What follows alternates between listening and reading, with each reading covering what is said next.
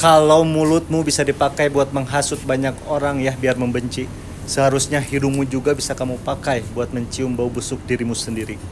Nah, sering denger ya kalimat itu ya, keras ya, tapi bener. Nah teman-teman ya, ada tipe orang yang jago banget ngelihat salah orang lain, jago ngomporin, jago bikin orang lain itu ribut, jago nyebar cerita biar orang benci sama seseorang. Tapi ya giliran disuruh ngaca, gak mau.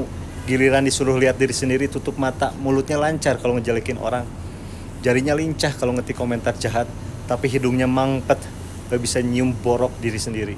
Padahal kata Rasulullah ya, cukuplah seseorang itu disebut pendusta kalau dia menceritakan semua yang dia dengar. Belum tentu benar, udah disebar.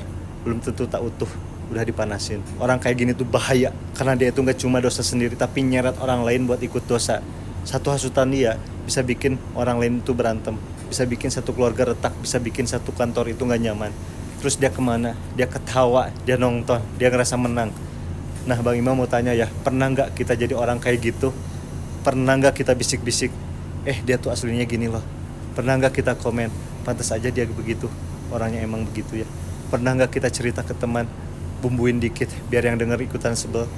Kalau pernah, yuk berhenti, karena mulut yang gampang ngomongin orang ya, biasanya hatinya lagi kotor. Ibaratnya gini ya, tong sampah kalau isinya busuk, yang keluar ya bau busuk, gak mungkin wangi ya kan? Sama hati kalau isinya dengki, iri, hasad, yang keluar dari mulut ya hasutan. Makanya obatnya satu ya, beresin dulu ke dalam.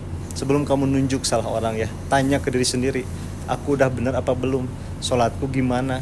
Ke orang tuaku gimana? Utangku udah lunas apa belum? Aibku sendiri udah aku tutup apa belum? Nah, kalau kamu jawab jujur, biasanya kita langsung diam. Karena ternyata PR kita sendiri masih banyak ya kan. Allah itu maha adil teman-teman. Orang yang sibuk ngurusin aib orang, biasanya aibnya dibuka Allah di depan umum. Orang yang hobi ngadu domba, hidupnya gak akan tenang, tidurnya gak akan nyenyak, terus temannya juga gak tulus. Karena orang juga takut nanti aku yang diomongin. Takut kan? Jadi gimana caranya biar mulut kita itu bersih? Pertama, biasakan diam. Gak semua yang kita tahu itu harus diomongin, gak semua yang kita dengar harus disebarin. Diam itu ibadah teman-teman. Dan yang kedua ya, sibuk perbaiki diri.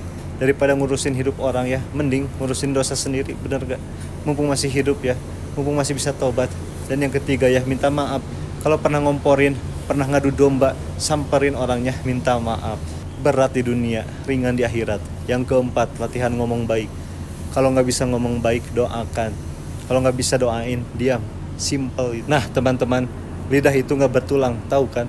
Tapi sekali dia gerak, bisa ngangkat derajat, bisa juga ngancurin hidup orang lain.